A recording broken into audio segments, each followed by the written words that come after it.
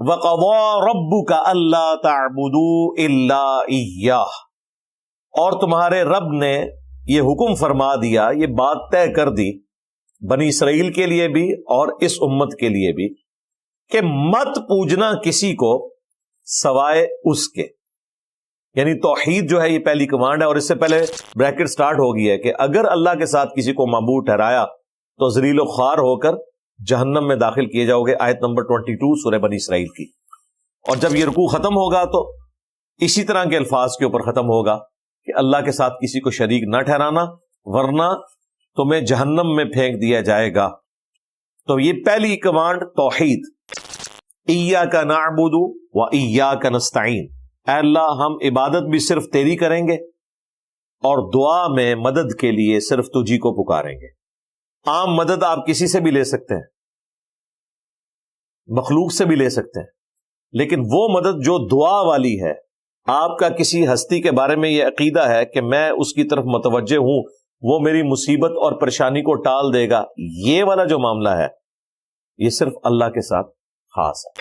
وَإِيَّاكَ نَسْتَعِينُ، سورۃ الفاتحہ میں ایاک نستعین سے مراد ہے دعا میں صرف اللہ کو پکارنا ہے۔ یہاں عمومی مدد مراد نہیں ہے، اس کا تو حکم ہے وَتَعَاوَنُوا عَلَى الْبِرِّ وَالتَّقْوَى وَلَا تَعَاوَنُوا عَلَى الْإِثْمِ وَالْعُدْوَانِ، نیکی اور پرہیزگاری کے کاموں میں ایک دوسرے کی مدد کرو، برائی میں ایک دوسرے کی مدد مت کرو۔ وہ تو آپ کو حکم ہے۔ یہ اکثر کہہ رہے ہوتے ہیں نا کہ جی اگر اللہ ہی سے مدد مانگنی ہے تو آپ امی سے روٹی کیوں مانگتے ہیں؟ وہ باپا جانی اگلے دن ویڈیو میں کہہ رہے تھے کہ اگر ڈسپرین کی گولی، پیناڈول کی گولی مشکل کشا ہے تو ولی کیوں نہیں ہو سکتا؟ اور بھائی ظاہری اسباب ہیں، اگر کوئی کچھ کر سکتا ہے تو ٹھیک ہے کروا لیں، لیکن ظاہری اسباب میں اگر ایک بندہ آپ کے سامنے موجود نہیں، وہ مر گیا ہے، چاہے وہ آخرت کی زندگی میں زندہ ہے لیکن دنیا سے چلا گیا، اپنی قبر میں ہے، اس کو آپ مدد کے لیے نہیں پکار سکتے۔ سامنے ہے تو آپ ضرور پکاریں، بلکہ حکم ہے کہ آپ نے مدد کرنی ہے اگر آپ کو کوئی پکارے۔ نبی الاسلام نے صحابہ کرام کے ذریعے غزوہ بدر اور احد میں کافروں کے خلاف جنگوں کو لڑائے، تو وہ ظاہری اسباب آپ کے ساتھ اٹیچ تھے، لیکن یہ نہیں ہوا کہ غزوہ احد میں حضرت امیر حمزہ شہید ہو گئے اور نبی الاسلام نے خیبر کے موقع پر امیر حمزہ کو بلایا ہو کہ چونکہ تم بدر میں بھی میری طرف سے آرمی چیف تھے، احد میں بھی آرمی چیف تھے، لہذا خیبر میں بھی تم ہی آرمی چیف ہوگے، المدد یا حمزہ۔ نہیں، دنیا سے جا چکے تھے، آخرت کی زندگی میں تھے۔ سیدنا علی کو بلایا، نہ نبی علیہ السلام نے کبھی کسی فرشتے کو بلایا کہ بدر اور احد میں فرشتے نازل ہوئے تھے تو فرشتوں آ جاؤ میری مدد کو، نہیں، وہ اللہ کی مرضی ہے فرشتے بھیجے یا نہ بھیجے، ہم نے اللہ کو پکارنا ہے۔ یہ اکثر لوگ پوچھتے ہیں کہ جی قرآن میں یہ تو آیا کہ ہم صرف تجھی سے مدد مانگتے ہیں، یعنی دعا کے لیے، یہ کہاں پہ لکھا ہوا ہے کہ اللہ کے سوا کسی اور ہستی سے نہیں مانگ سکتے؟ جناب یہ بھی لکھا ہے سورۃ النمل کی آیت نمبر 62، اَمَّن يُجِيبُ الْمُضْطَرَّ إِذَا دَعَاهُ وَيَكْشِفُ السُّوءَ وَيَجْعَلُكُمْ خُلَفَاءَ الْأَرْضِ أَإِلَٰهٌ مَّعَ اللَّهِ، بھلا بتاؤ تو کون ہے جو مصیبت اور پریشانی میں گھرے ہوئے شخص کی فریاد کو سنتا ہے اور اس سے اس کی تکلیف کو دور کر دیتا ہے اور تمہیں زمین پر اگلوں کا خلیفہ کرتا ہے؟ یعنی تمہارے ماں باپ مر جائیں گے تو تم ان کی جگہ آ جاؤ گے، تمہارے مرنے کے بعد تمہاری اولاد۔ اِلَٰهٌ مَّعَ اللَّهِ، کیا اللہ کے ساتھ کوئی اور معبود بھی ہے جس کی یہ کوالٹی ہو کہ مصیبت اور پریشانی میں گھرے ہوئے شخص کی دعا کو سنے؟ لہذا اس آیت میں اللہ تعالیٰ نے واضح فرما دیا کہ اگر تمہارا یہ عقیدہ ہے کہ مصیبت اور پریشانی میں کوئی تمہارا حاجت روا ہے دعا قبول کرنے کے اعتبار سے، ظاہری اسباب کی نہیں بات ہو رہی، دعا قبول کرنے کے اعتبار سے، تو گویا تم نے اسے معبود مان لیا۔ ہاں، اسباب کے اعتبار سے اللہ نے خود اسباب کو ہماری مصیبت اور پریشانی کو ٹالنے کا ذریعہ بنایا۔ پیاس لگے گی تو ہم پانی پیئیں گے، ہم دعا نہیں کریں گے کہ یا اللہ میری پیاس ختم کر دے، کیونکہ اللہ نے پہلے ہی حکم دیا ہوا ہے کہ یہ ہے وہ سبب، اسے اختیار کرو۔ بھوک لگے گی تو روٹی کھائیں گے، وہ پیغمبروں نے بھی کھانی ہے۔ سورۃ المائدہ میں آیا کہ عیسیٰ اور ان کی ماں دونوں کھانا کھایا کرتے تھے.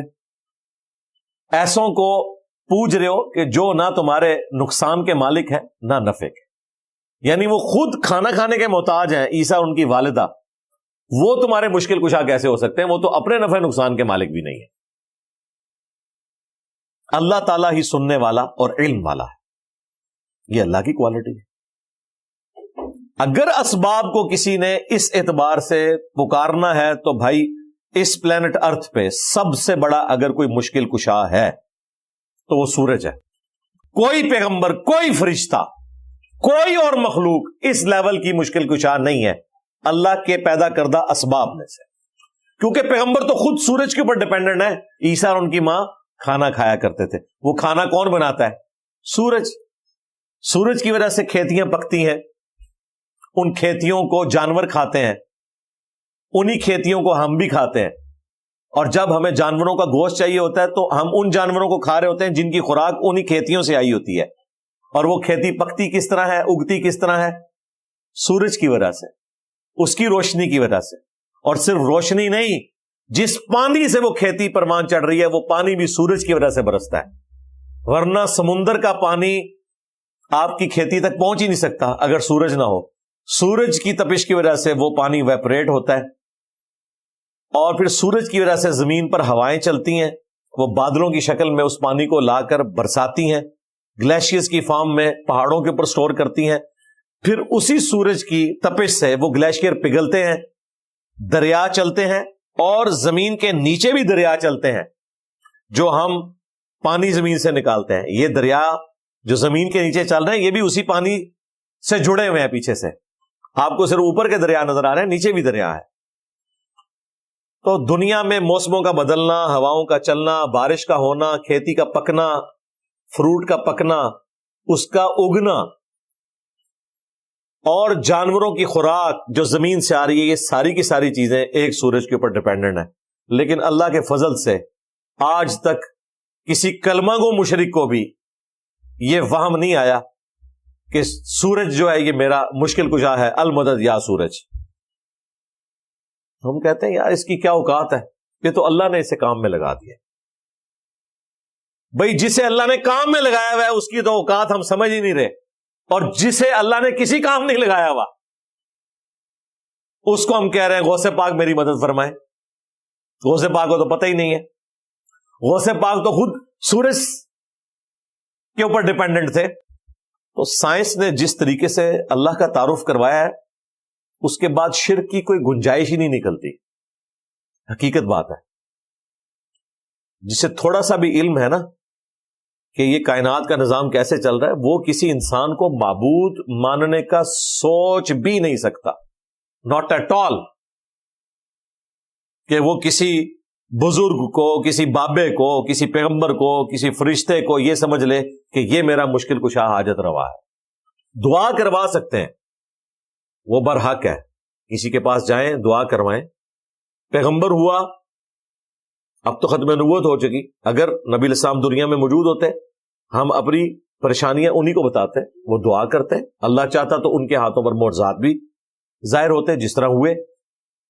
لیکن جب پیغمبر دنیا میں نہیں رہے, اب آپ انہیں پکاریں گے نہیں مدد کے لیے.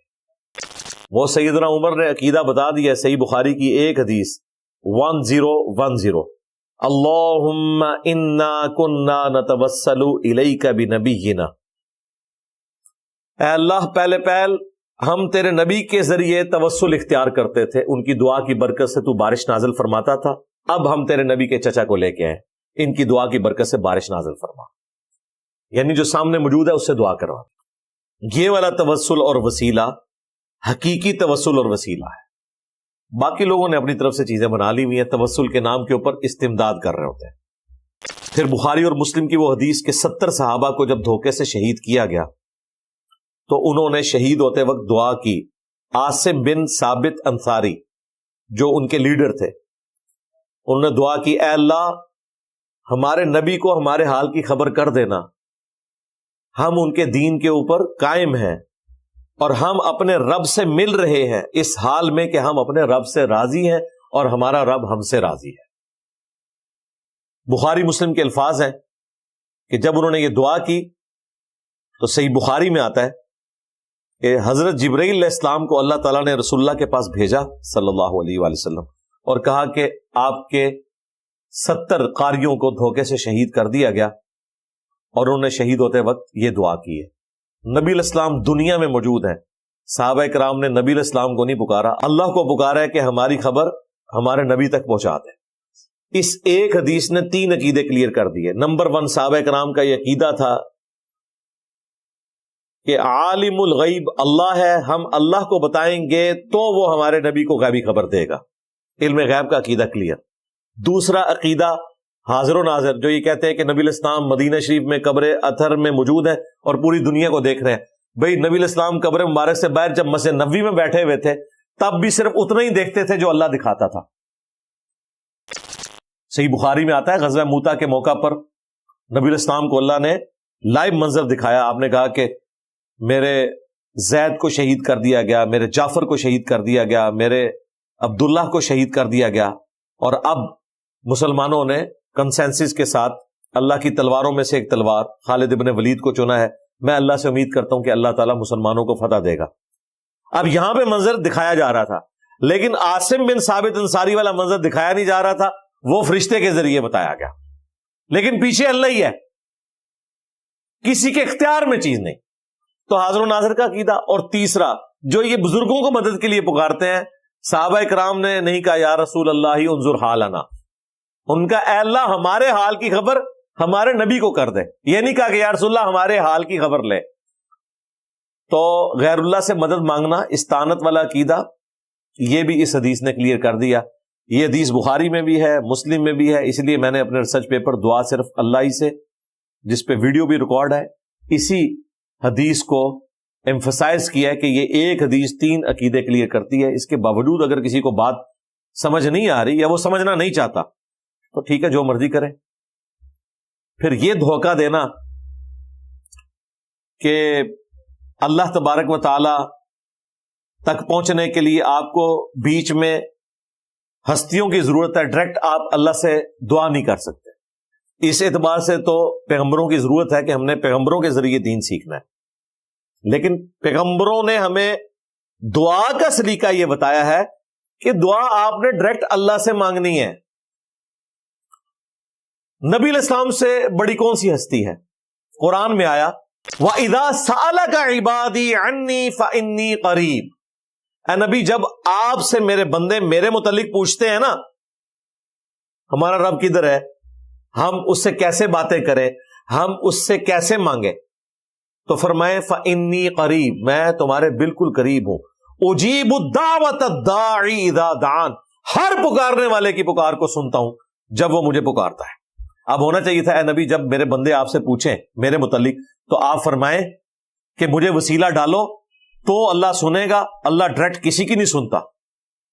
جس طرح آپ کو پرائم منسٹر تک پہنچنے کے لیے محلے کے کونسلر کی، ایم این اے کی، اور اس کے بعد وزیر کی، اور پھر وزیر اعلیٰ کی ضرورت پڑتی ہے، اس طرح اللہ تک پہنچنے کے لیے پہلے بابوں کو ڈالو، پھر تابعین کو ڈالو، پھر صحابہ کو، اینڈ پہ مجھے ڈال کے پھر اللہ تک پہنچو۔ نہیں،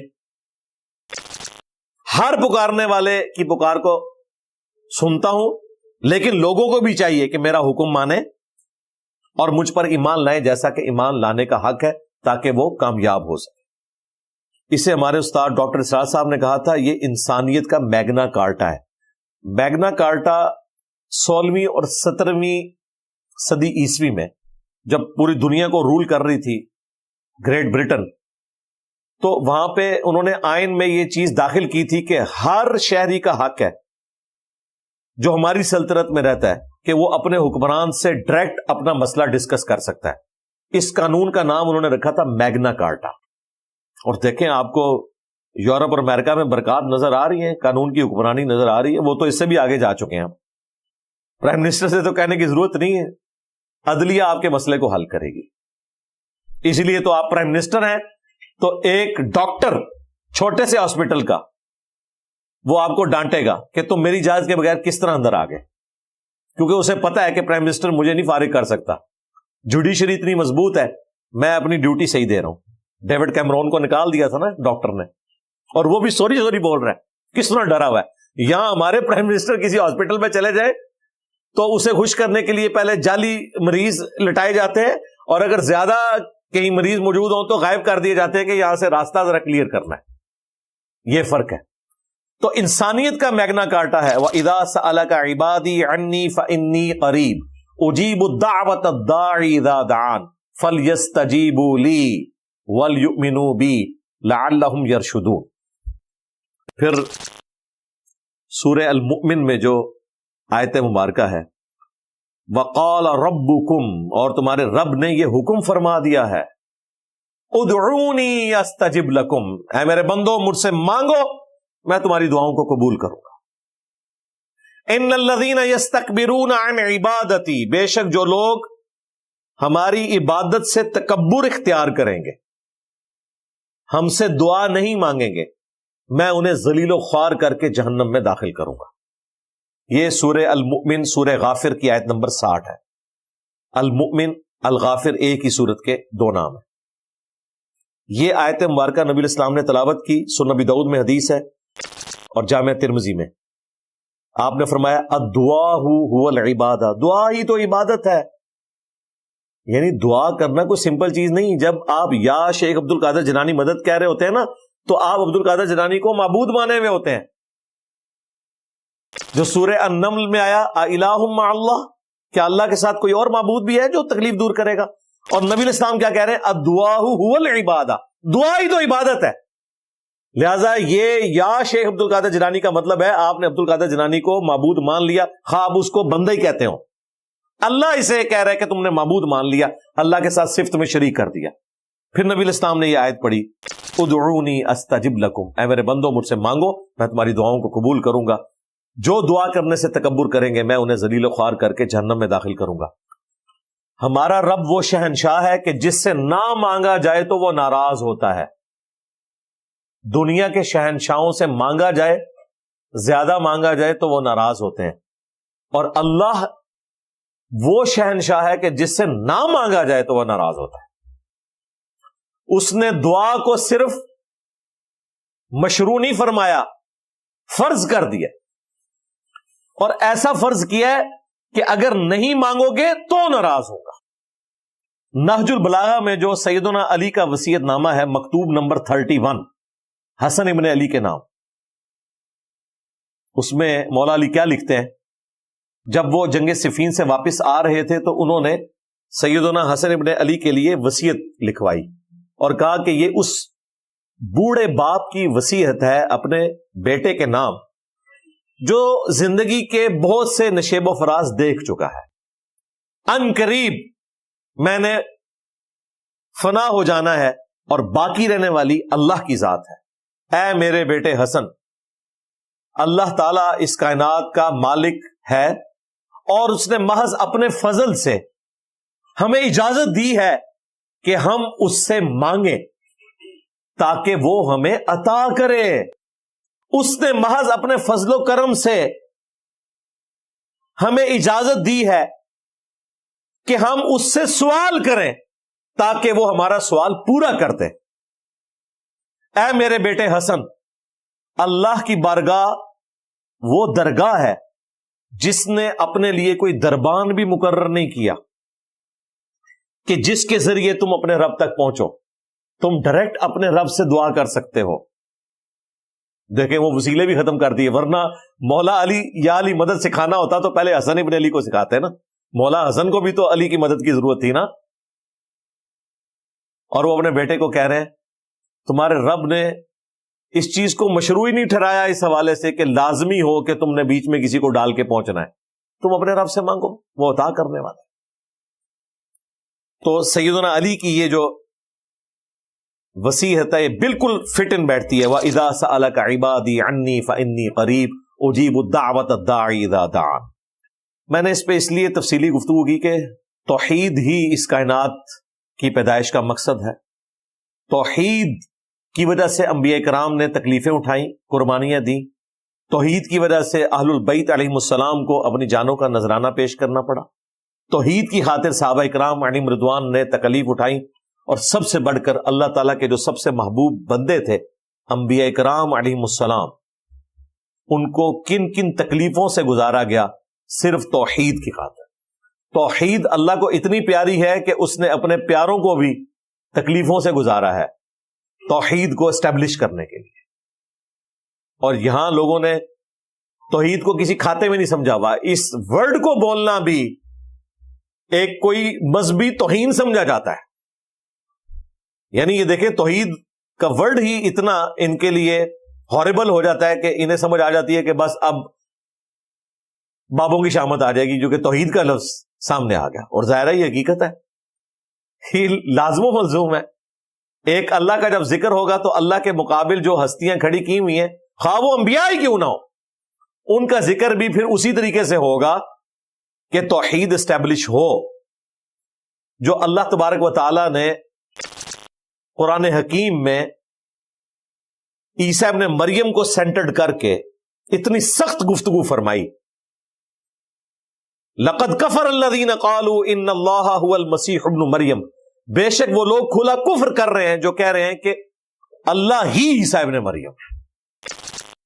فَمَن يَمْلِكُ مِنَ اللَّهِ شَيْئًا, تو بتاؤ اللہ تعالیٰ کا کوئی کیا بگاڑ لے گا. ان اراد ان یہلک المسیح ابن مریم, اگر اللہ تعالیٰ ارادہ کرے کہ عیسیٰ ابن مریم کو ہلاک کر دے, ان کی ماں کو ہلاک کر دے, اور جتنے زمین میں, اللہ کا کوئی کیا بگاڑ لے گا. توحید اسٹیبلش کرنی تھی, اللہ تعالیٰ نے سینٹرڈ کر لیا عیسیٰ ابن مریم کو, اولو العزم پیغمبر کو, کہ عیسیٰ اور ان کی ماں اور جتنے زمین میں سارے بزرگ ہو گئے, اگر اللہ ان کو ہلاک کر دے اللہ کا کوئی کیا بگاڑ لے گا. غصہ تھا شرک کرنے والوں پر, لیکن سینٹرڈ کیا سیدنا عیسیٰ کو کیونکہ انہیں معبود تصور کیا ہوا تھا. تو اللہ نے فرمایا کہ یہ معبود ہوں تو موت کیسے آئے گی, ہم چاہیں تو انہیں موت دے دیں. اب اگر کسی کا کوئی یہ وہم تھا نا کہ ہم تو معبود نہیں مانتے, ہم اللہ کا بندہ سمجھ کے مشکل کچھ سمجھتے ہیں, تو وہ بھی اللہ نے نکال دیا. سورۃ المائدہ ہی میں آگے چل کے 75 نمبر آیت میں, مل مسیح ابن مریم الا رسول قد خلت من قبلہ الرسل, عیسیٰ ابن مریم تو نہیں تھے مگر ایک رسول ہی نا, ان سے پہلے بھی کئی رسول گزر چکے. وَأُمُّهُ صِدِّيقَةٌ, اور ان کی ماں ایک سچی عورت تھی. كَانَا يَأْكُلَانِ الطَّعَامَ, دونوں روٹی کھانے کے محتاج تھے. دیکھو ہم اپنی آیات کتنی کھول کھول کر بیان کرتے ہیں, پھر ان کو دیکھو کہاں الٹے پھرے جاتے ہیں. کیا اللہ کے سوا افتعبدون من دون اللہ, من دون اللہ بھی کہہ دیا عیسیٰ اور ان کی والدہ کو, حالانکہ وہ حزب اللہ تھے. من دون اللہ اس لیے کہا کہ اللہ کے مقابلے پر کرسچن نے ٹھہرا لیا تھا. کیا تم اللہ کے سوا ان ہستیوں کی عبادت کر رہے ہو جو نہ تمہارے نقصان کے مالک ہیں نہ نفع کے. یہاں بھی شیطان داخل ہو سکتا تھا کہ چونکہ کرسچن حضرت عیسیٰ علیہ السلام کی عبادت کرتے تھے, اس لیے اللہ تعالیٰ نے کہا کہ عیسیٰ ابن مریم کی عبادت نہ کرو, وہ روٹی کھانے کے محتاج تھے. ہم تو بزرگوں کی عبادت نہیں کرتے, ہم تو انہیں اللہ کا بندہ مانتے ہیں. لیکن اللہ نے ساتھ ذکر کر دیا کہ نہ وہ تمہارے نقصان کے مالک ہیں نہ نفع کے. اگر عیسیٰ اور ان کی والدہ کسی کے نقصان اور نفع کے مالک نہیں تو بابے شاہی کوئی نہیں. عیسیٰ کے جیسا ہے ہی کوئی نہیں, تیرے بابے تھے شاہی کوئی نہیں. مریم جیسا ہے ہی کوئی نہیں, رابعہ بصریہ تھے شاہی کوئی نہیں. اگر یہ لوگ مشکل کشا نہیں ہیں, کسی کے نفع نقصان کے مالک نہیں ہیں, تو باقی ہستیاں کس کھاتے میں. تو توحید کے اعتبار سے جہاں جہاں کوئی نقب ڈالنے کی کوشش کرے, یہ چند ایک آیات آپ یاد رکھ لیں, انشاءاللہ تعالی کوئی بھی شرک کے حوالے سے کسی کو دھوکے میں نہیں ڈال سکتا. بالکل توحید واضح بیان ہو جائے گی اور شرک کا کلغمہ ہو جائے گا. اس لیے میں نے تفصیلی ویڈیو بھی ریکارڈ کروائی ہے. شیطانی توحید, شیطانی بابوں کا فتنہ. شیطانی توحید یہ ہے کہ اللہ کے ساتھ اور ہستیوں کو بھی شامل کیا جائے اور چکر یہ چلایا جائے کہ اللہ کے بندے ہی ہیں نا, اللہ کی اطاعت سے ہی کر رہے ہیں نا, اللہ کی مرضی سے کر رہے ہیں, پیچھے اللہ ہی ہے. یہ شیطانی توحید ہے. اور رحمانی توحید یہ ہے جو قرآن میں بیان ہوئی کہ اگر اللہ ارادہ کرے عیسیٰ کو, ان کی ماں کو, سب لوگوں کو ہلاک کر دے, اللہ کا کوئی کیا بگاڑ لے گا. یہ ہے رحمانی توحید. رحمانی توحید یہ ہے کہ عیسیٰ ان کی ماں روٹی کھانے کے محتاج تھے. رحمانی توحید یہ ہے کہ عیسیٰ ابن مریم اور ان کی ماں من دون اللہ تھے ایز فار ایز توحید از کنسرنڈ، ورنہ وہ حزب اللہ ہیں.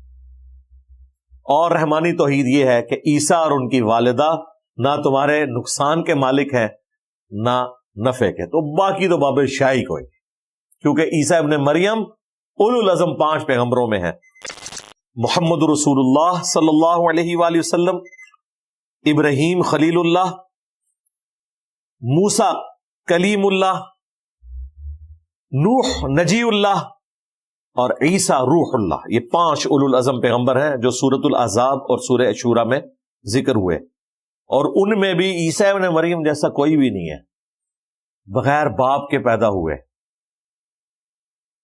آج تک موت نہیں آئی، زندہ اٹھائے گئے. اور معجزے ایسے ملے کسی پیغمبر کو نہیں. مردوں کو زندہ کر دینا اللہ کے اذن سے، مٹی کی مورت میں پھونک مارنا، اس کا پرندہ بن جانا اللہ کے اذن سے. جن کی آنکھیں نہیں ہوتی تھی ہاتھ پھیرنا، ان کی آنکھیں آ جانا اللہ کے اذن سے. یار کیا میڈیکل سائنس، کیا کوئی بڑے سے بڑا کرتب کرنے والا بندہ کچھ بھی نہیں کر سکتا جو اللہ تعالیٰ نے کوالٹیز عیسیٰ ابن مریم کو دی تھی. اور اگر اس لیول کی کوئی قریب کسی کو کوالٹیز ملنی تھی آزمائش کے طور پر تو وہ دجال کو ملیں گی.